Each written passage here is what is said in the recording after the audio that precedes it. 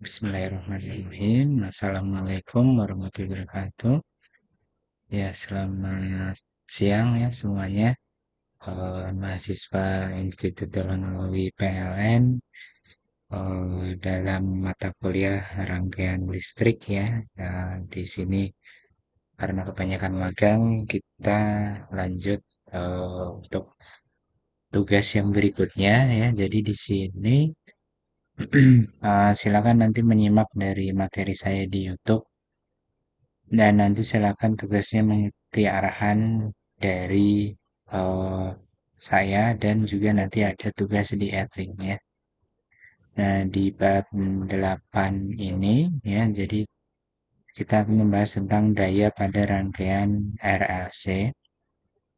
Ya, jadi pengertian daya ini adalah perkalian antara tegangan yang diberikan dengan hasil arus yang mengalir. Nah, kemudian secara matematis di sini P sama dengan V kali I ya. Jadi sumber searah atau DC ya. Eh, Daya dikatakan positif itu ketika arus yang mengalir bernilai positif. Artinya arus mengalir dari sumber tegangan menuju rangkaian atau transfer energi dari sumber ke rangkaian. Kemudian ada yang namanya dikatakan negatif itu ketika arus yang mengalir bernilai negatif. Artinya arus mengalir dari rangkaian menuju sumber tegangan, ya.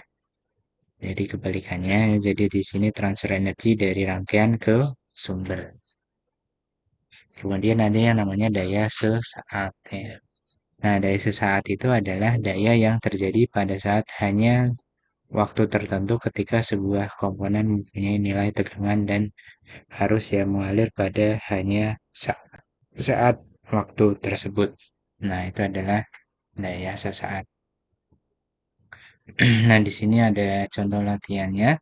Jika sebuah komponen dilewati arus sebesar I sama dengan 10 sin 30 TA, ini adalah persamaan yang ada di suatu garis gradien ya, di mana di sini sudah ada sin dan di sini ada T, 30 T, berarti dia menyatakan waktunya. Dan tegangannya adalah 50 sin dalam kurung 30 T plus 30 derajat. Nah, kalau 30 derajat itu berarti dia adalah berapa sih sudutnya yang nanti akan dibentuk dari sin tersebut ya. Maka beberapa daya yang muncul saat T ya, ini adalah 1 detik. Nah, kemudian jawabannya di sini adalah dikalikan saja dari rumus yang awal tadi, yaitu P itu sama dengan V kali I, ya, di mana V-nya tadi itu ya, 50 sin 30 T plus 30 derajat. Nah, ini dikali dengan I-nya tadi, yaitu 10 sin 30 T. Nah, di sini kita lihat lagi dari hasilnya itu adalah menghasilkan 10 sin 30 kali 50 sin 60 yaitu adalah 500 bagi 4 akar pangkat 3. Kemudian ini namanya daya rata-rata. Kalau tadi daya sesaat, ini daya rata-rata ya. Nah, di sini kita lihat ada eh, jadi pengertiannya dulu yaitu daya yang dihasilkan sebagai integral dari fungsi periodik waktu terhadap keseluruhan range waktu tertentu dibagi oleh periodenya sendiri. Ya, jadi di sini untuk melihat hasil daya rata-rata pada setiap komponen pasif yang dilaluinya, ini menggunakan rumus yang telah kita pelajari pada bab sebelumnya, yaitu tentang ya tentang daya kemarin ya, di mana daya rata-rata pada komponen L itu adalah seperti ini.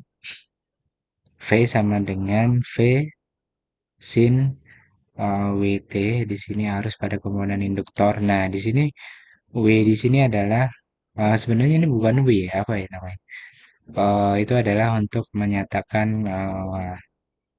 kekuatan dari induktor tersebut. Ya, ini adalah rumusnya I dalam kurung T di sini pakai integral ya.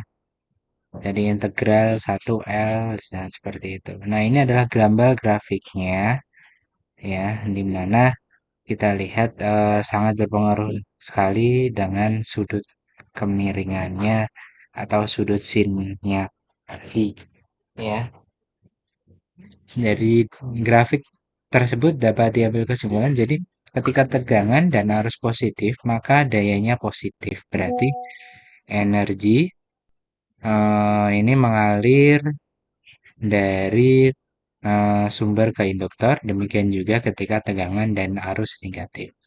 Tetapi pada saat tegangan dan arusnya bertanda berlawanan, maka daya negatif ini berarti energi mengalir dari induktor ke sumber tegangan. Nah, ini adalah hasilnya dari perhitungan tersebut. Nah, maka daya rata-rata pada komponen L ini sama dengan adalah nol. Nah, seperti itu. Ya. Karena mengingat hukum yang kemarin ya, hukum bukan hukum Kirchhoff, hukum berapa ya kemarin? Yang satunya hukum Kirchhoff itu ya. Di sini kita lihat lagi ada beberapa ini ya, beberapa grafik yang menyatakan integralnya, gambarnya, integralnya, sudutnya ya. Nah, di sini kita langsung aja ke daya kompleks dan daya reaktif ya. Nah, daya kompleks itu daya rata-rata P ini sebenarnya adalah daya yang dipakai oleh komponen pasif resistor yang merupakan daya yang terpakai atau terserap. Nah, kalau kita perhatikan suplai dari PLN ke rumah-rumah, maka daya yang tercatat pada alat kWh meter adalah daya rata-rata atau sering disebut juga sebagai daya nyata ya, yang akan dibayarkan oleh pelanggan ya.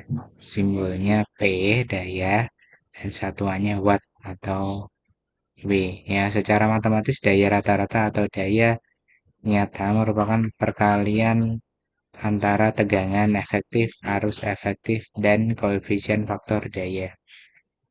Ya, jadi P sama dengan V efektif kali I efektif kali cos lambda. Kemudian ada daya reaktif.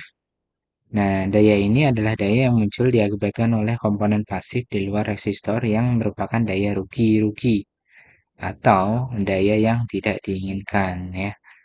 Daya rugi-rugi ya. Nah, daya ini semisal mungkin dihindari, kalaupun bisa itu diperkecil, ya. Walaupun tidak akan hilang sama sekali dengan cara memperkecil faktor dayanya. Nah, simbolnya itu Q ya, bukan lagi P, meskipun daya ya, itu biasanya kan P. Nah, ini satuannya itu adalah VAR ternyata ya, jadi volt ampere reaktif. Nah, secara matematis daya reaktif ini merupakan perkalian antara tegangan efektif, arus efektif, dan eh, nilai sinnya. Ya, jadi Q sama dengan V efektif kali satu kali V efektif kali I efektif. Nah, di sini sin, bukan cos lagi. Ya. Nah, kemudian ada yang namanya daya tampak dan daya kompleks. Nah, daya yang sebenarnya disuplai oleh PLN itu merupakan resultan daya antara daya rata-rata dan daya reaktif ya. Jadi di sini simbolnya pun juga itu sudah tidak P lagi, tapi S. Nah, satuannya itu adalah volt ampere. Nah, sama dengan apa ini volt ampere? Kalau mungkin ada yang tahu, ya mungkin nanti bisa dibalas di kolom chat ya. Jadi secara matematis daya tampak ini merupakan perkalian antara tegangan dan arus efektifnya saja. Jadi S sama dengan V kali I. Nah, daya kompleks ini merupakan gabungan antara daya rata-rata dan daya reaktifnya. Nah, jadi gabungan antara yang tadi dengan yang reaktifnya. Ini rumusnya panjang sekali, tapi pada intinya adalah di sini itu V efektif kali I efektif. Tapi ada bintang di sini maksudnya adalah P ditambah J Q sama dengan bisa juga di sini V efektif kali I efektif kali cos plus J V efektif kali I efektif kali sin ya, seperti itu. Nah, faktor daya jadi atau power factor ya, PF ini merupakan perbandingan daya rata-rata terhadap daya tampak. Ya, jadi power factor itu adalah P dibagi S, di mana P tadi adalah daya, daya kompleks ya, kemudian dibagi dengan S itu adalah daya apa S? Nah, daya tampak. Nah, seperti ini rumusnya. Nah, kemudian ada segitiga daya ya, di mana di sini dia pakai teorema Pythagoras terutama untuk menghitungnya dan di sini ada perhitungan sin dan cosnya ya, di mana satu leading terhadap V di mana nilai arus tertinggal sebesar fase lambda dibandingkan dengan nilai tegangan. Nah, di sini segitiga apa dayanya. Jadi yang miring ya, terus itu ada ini adalah S. Sedangkan yang sikunya itu ada Q dan ada P ya, seperti itu. Nah, kemudian kita lihat di contoh-contoh latihannya ya.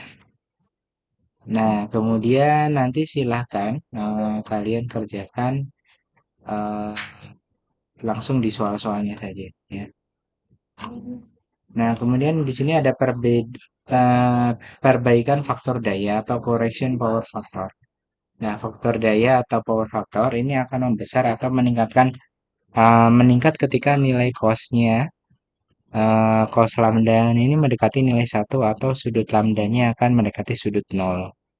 Misalkan kalau kita mempunyai segitiga daya untuk arus leading secara grafik segitiga dayanya, ini kalian perhatikan ya. Di sini jadi yang lambda dan S dan Q dan P-nya itu dia saling bersisian ya. Kemudian yang di sini oh ya yang ah, di sini ada Q dan Q aksen ya. Di mana Q aksen dan S dan Q-nya ini tuh yang S dan S aksen. Dan di sini ternyata juga lambdanya juga ada yang lambda absennya juga. Nah, seperti dijelaskan di awal tadi bahwa Q atau daya reaktif sebenarnya adalah daya rugi-rugi dan sebisa mungkin kita meminimalkan.